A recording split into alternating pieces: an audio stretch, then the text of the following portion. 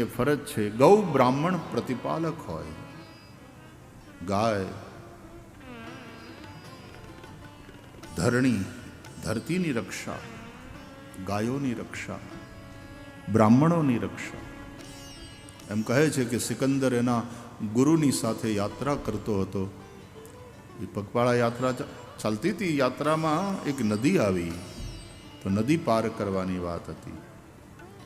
એટલે ગુરુએ સિકંદરને કહ્યું કે સિકંદર તુમ બેઠો, मैं पहले नदी में उतरता हूँ, क्योंकि नदी अनजान नदी है.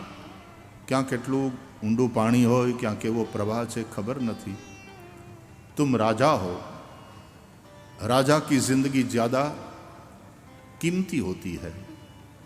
માટે હું પહેલાં જાઉં છું, હું પહેલાં જોઉં બધું સલામત હોય તો પછી તું ઉતરજે. એટલે સિકંદરે કહ્યું કે આપ મારા ગુરુ છો, મને માફ કરજો, પણ આપની આ આજ્ઞાને હું સ્વીકારી નહીં શકું. હું પહેલાં જઈશ, હું પહેલાં જોઈશ, ખાતરી કરીશ, અને પછી આપ આવો. કારણ કે આપનું જીવન વધારે મહત્વનું છે. આપ જેવો સદગુરુ હશે તો મારા જેવા કેટલાય સિકંદરોને પેદા કરી શકશો. મારા કરતાં પણ આપની જિંદગી વધારે કિંમતી છે, મહત્વપૂર્ણ છે. આમ રાજા અને ઋષિઓ એકબીજાનું કેટલું બધું ધ્યાન રાખતા હતા, એકબીજાને સંભાળતા હતા. કહ્યું ને, ભુજા કપાઈ જાય તો એ માણસ જીવે, પણ માથું કપાઈ જાય એટલે વાત ખતમ. તો બ્રાહ્મણ, ઋષિઓ એ આ વિરાટ રૂપી સમાજનું મસ્તક છે. ક્ષત્રિયો ભુજા છે. કોઈક માથા ઉપર ઘા કરે ને તો હાથ આડા આવે. આપણા માથા ઉપર કોઈ ઘા કરે તો હાથ આડા આવે, ને હાથ પોતાના ઉપર ઘા લાકડીનો કે જે કંઈ હોય ઝીલી લે, પણ માથાની રક્ષા કરે. એમ ક્ષત્રિયો બ્રાહ્મણોની, ઋષિઓની રક્ષા કરતા રહ્યા છે, કારણ કે આ મહત્વનું છે. અને માથું છે એ ટોટલ બોડી માસના એપ્રોક્સિમેટલી 10%, 10% છે. એમ બ્રાહ્મણોની સંખ્યા સમાજના 10% હોય, ટોટલ પોપ્યુલેશનના 10%. એનાથી વધવાય ન જોઈએ, એનાથી ઘટવાય ન જોઈએ. આવી એક વ્યવસ્થા હું એટલા માટે કયા કરું કે જે વ્યવસ્થા દેહમાં છે એ વ્યવસ્થા દેશમાં લાવવી પડે. જે કોઓર્ડિનેશન આ દેહમાં બધી ઇન્દ્રિયોમાં હોય છે, આવી રીતનું કોઓર્ડિનેશન સમાજમાં, અને જે સંવાદિતા, જે પરસ્પર સહયોગ આપણા દેહમાં છે, કે મગજ હુકમ કરે અને હાથ ઊંચો થાય, મગજ હુકમ કરે ને પગ હાલતા થાય.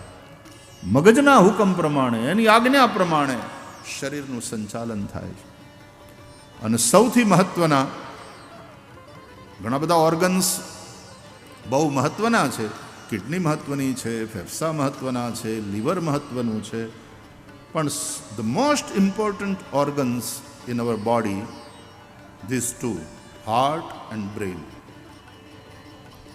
Heart failure, ખતમ. બ્રેન ડેડ, ભાજીપાલાની જેમ જીવતો હોય લાઈફ સપોર્ટ સિસ્ટમ ઉપર. એટલે બ્રેન અને હાર્ટ એ બહુ મહત્વના છે. એટલે જ્યારે જ્યારે હાર્ટને, બ્રેનને જરૂર પડે ત્યારે બીજા બધા ઓર્ગન તરફથી લોહીનો પ્રવાહ આમ ત્યાં ઓછો ઓછો આપે, પૂરો પુરવઠો નહીં, પણ બ્રેનને પૂરો પુરવઠો. કારણ કે એ વાઇટલ ઓર્ગન્સ છે, એટલે એને સૌથી વધારે જરૂર પડે. એને બચાવવું જોઈએ, એનું ફંક્શનિંગ બરાબર ચાલવું જોઈએ. આવી વ્યવસ્થા આપણા દેહમાં છે.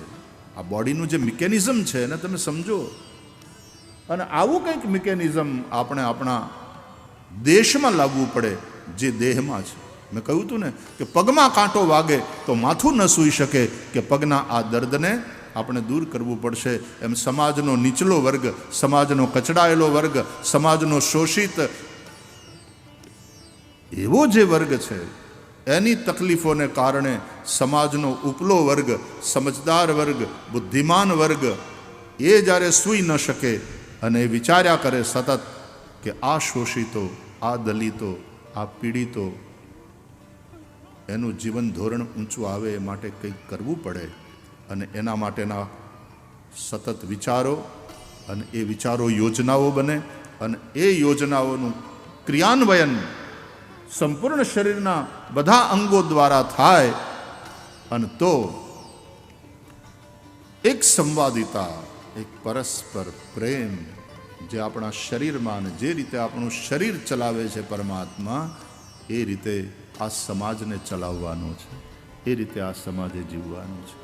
એ સમરસતા, પરસ્પર એ સદભાવ અને પરસ્પર એ સહયોગથી. મેં કહ્યું ને, વાહામાં ખંજવાળ આવતી હોય તો હાથ એ ત્યાં પોગી જાય, હે ને? પછી હાથ એમ કે વાહો વાહનું જાણે ભાઈ, આપણે એમ ખોટી મજૂરી નહીં કરવા. ખંજવાળ વાહને આપે વાગી જાય.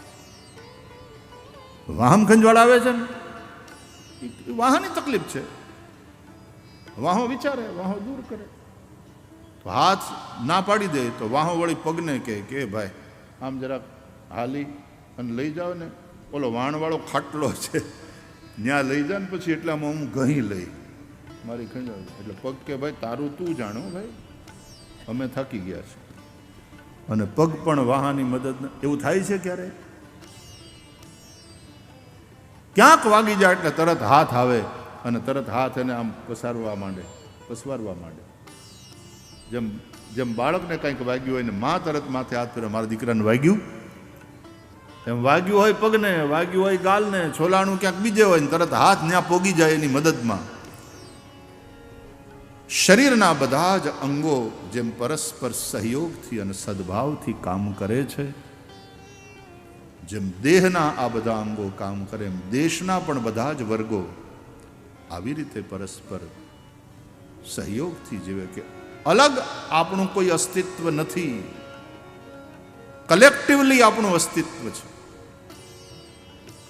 હાથ આનાથી છૂટો પડીને જીવી નહીં શકે, પગ આનાથી છૂટો પડીને જીવી નહીં શકે, માથું અલગ થઈ ગયું એટલે કામ પૂરું, હાર્ટ કાઢી નાખ્યું, बात खत्म.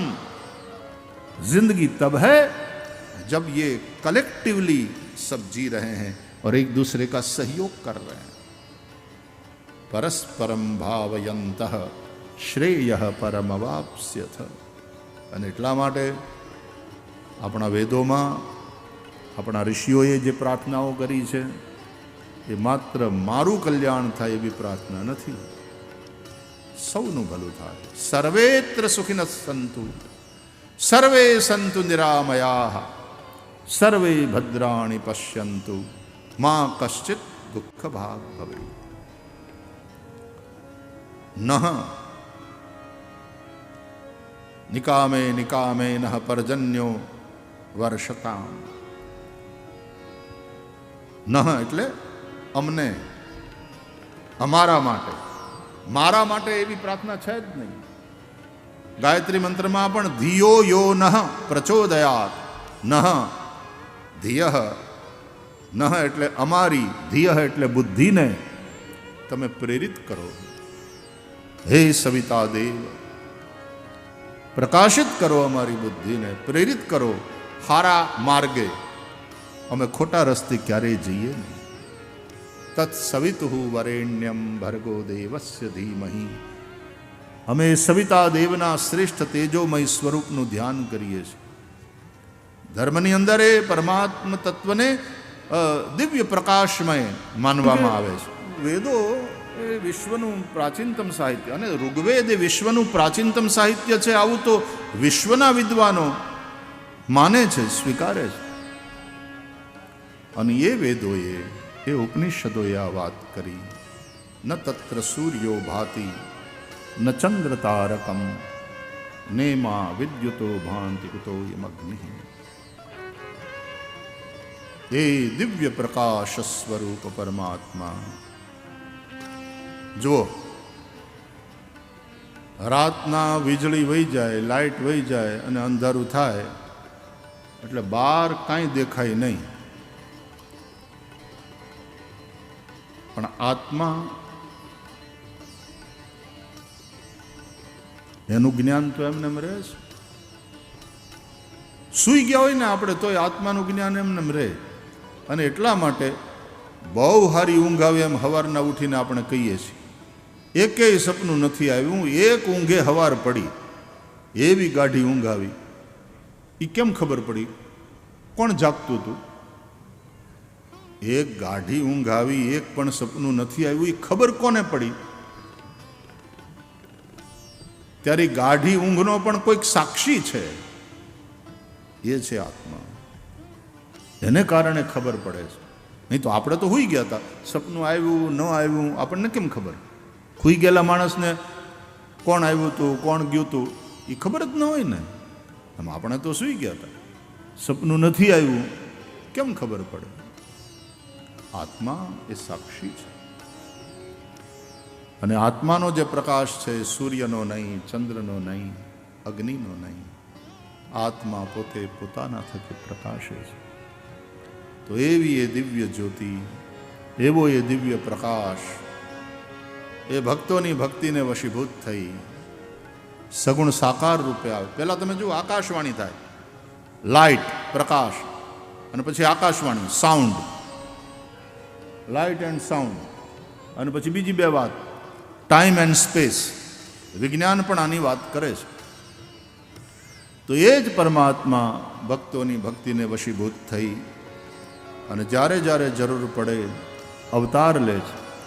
અજોપી સન અવ્યયાત્મા ભૂતાનામ ઈશ્વરોપી સન પ્રકૃતિમ સ્વામ અધિષ્ઠાય સંભવામી આત્મમાયા. ભગવાન કહે છે, હું પોતાની માયાથી, આ મારો ખેલ છે, મારી પ્રકૃતિને સાથે લઈ અને હું અવતરિત થાઉં છું, હું પ્રગટ થાઉં છું. તો વાલા યાદ રાખજો કે આ જે કંઈ છે, પુરુષ એ વેદમ સર્વમ, આ બધું પરમાત્માનું જ સ્વરૂપ છે. આપણે કોકને છેતરતા હોય ત્યારે કોકને નથી છેતરતા, ભગવાનને છેતરવાનું પાપ કરીએ છીએ. ભગવાન તો બધું જ જાણે છે. ભગવાન સાક્ષી છે.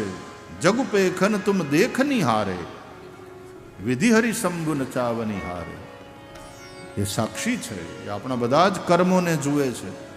અરે કર્મો શું, જે કર્મ હજી કર્યા નથી પણ આપણા મનમાં વિચારના રૂપે છે, એને ભગવાન જાણે છે, કારણ કે અંતર્યામી રૂપે અંદર બેઠો છે. એટલે સાવધાન, સાવધાન. ક્યારે કોઈનું બુરું ન ઈચ્છવું, કરવું તો નહીં, કોઈનું બુરું ઈચ્છવું પણ નહીં. પ્રાર્થના એવી કરવી, સૌનું કરો કલ્યાણ દયાળુ પ્રભુ, સૌનું કરો કલ્યાણ.